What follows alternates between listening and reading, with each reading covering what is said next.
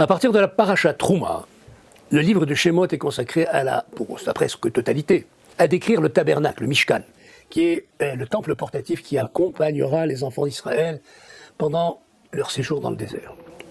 Tout le peuple, les hommes, les femmes, sont appelés à contribuer à la construction du Mishkan par leurs dons ou par leur travail.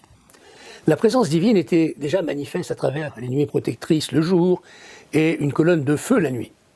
Mais c'est au cœur du Mishkan, dans le Saint des Saints, que la parole divine s'adressera à Moshe. Grâce au Mishkan, explique Nachmanide, la révélation du Sinaï se prolonge de manière plus intime en quelque sorte. Le Midrash va encore beaucoup plus loin pour décrire la portée spirituelle du Mishkan.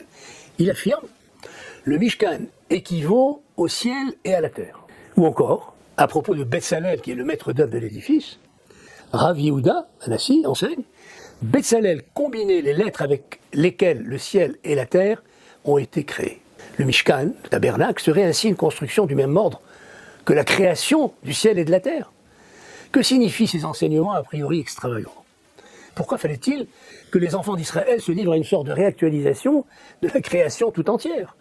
C'est ce que nous allons tenter de comprendre. À travers la profusion des détails sur les différents éléments du Mishkan et sur les matériaux utilisés, on aperçoit un édifice dont le plan d'ensemble présente trois parties. La partie extérieure, la cour, où se trouve l'autel des sacrifices. Une partie intermédiaire, le Saint, Kodesh, où se trouvent entre autres l'ustensile, la menorah, le chandelier à 7 branches. Enfin, l'espace le plus intérieur, qui est appelé Saint des Saints, Kodesh à Kodesh. Et donc cet espace abrite l'Arche Sainte. C'est dans cette chambre que seul le Kohen Gadol est autorisé à pénétrer une fois par an, le jour de Kippour. La structure du Mishkan est déployée, au fond, comme une progression de l'extériorité vers l'intériorité, de la matérialité des sacrifices opérés dans la cour vers la spiritualité de la parole divine articulée au-dessus de l'Arche Sainte. Moshe doit se référer à un modèle, Tavnit, transmis par Dieu pour construire le Mishkan. Ce modèle n'est autre, selon les kabbalistes, que celui de la structure de la création. Pour la Kabbale, en effet, l'univers matériel, physique, n'est que la partie la plus extérieure de la création. Dans l'intériorité se déploient des mondes spirituels qui constituent son infrastructure immatérielle. L'univers dans son ensemble est, selon le Zohar, agencé en pelure d'oignon, de la couche la plus extérieure vers le noyau central. Les couches intérieures sont appelées ciel et l'enveloppe extérieure, terre. Le noyau central contient en potentiel l'intégralité du projet divin. Les niveaux intermédiaires acheminant l'influx, actualisant le projet vers l'extériorité. Cette structure est bien le modèle du Mishkan.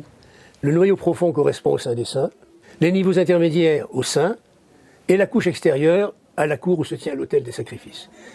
Nous comprenons ainsi que l'enseignement de nos Midrashim est parfaitement fondé. Le Mishkan représente bien le ciel et la terre, non pas dans le sens courant, mais dans le sens que lui donne la sagesse ésotérique d'Israël. Il nous reste tout de même à comprendre pourquoi Dieu demande aux enfants d'Israël de réaliser un tel ouvrage. Le récit de la création du monde, dans le livre de Bereshit, se termine par le verset suivant. Ainsi furent achevés les cieux et la terre et toute leur multitude. Ce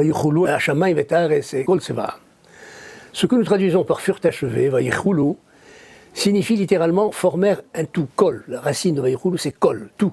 Autrement dit, dans la création à peine issue du projet divin, le ciel et la terre établissaient entre eux une parfaite jonction, un tout. Le monde matériel était le réceptacle de la présence divine, et le ciel et la terre étaient unis.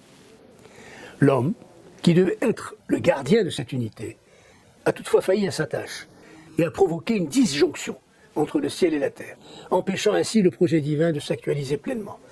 Les premiers chapitres du livre de Bereshit nous montrent comment cette disjonction s'est aggravée depuis Adam jusqu'à la génération de la tour de Babel.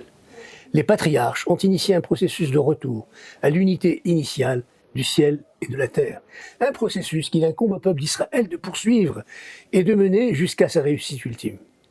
Le Mishkan, que les enfants d'Israël ont appelé à construire dans le désert, se réfère au modèle initial, unifiant le ciel et la terre. Le texte de notre paracha fait allusion à cela dans 2 versets. Le tabernacle deviendra un, c'est le verset 26-6. Et un peu plus loin, verset 11, tu attacheras les composants de la tente, c'est-à-dire du tabernacle, et elle deviendra une. Le but, c'est cette unité. La construction du Mishkan est l'expression concrète de la vocation d'Israël après la délivrance de l'Égypte et le don de la Torah. à savoir poursuivre la réparation de la disjonction entre le ciel et la terre, le retour de la présence divine dans sa plénitude, et les canaux par lesquels s'actualise le projet divin dans le monde matériel, il faut le savoir, sont obstrués par des forces négatives. Le travail spirituel qui est effectué dans le Mishkan, et plus tard dans le temple de Jérusalem, et même après la destruction du temple dans la prière collective quotidienne d'Israël, consiste à libérer ces canaux des forces négatives, à unifier le ciel et la terre, et à permettre ainsi au projet divin de parvenir à son parachèvement.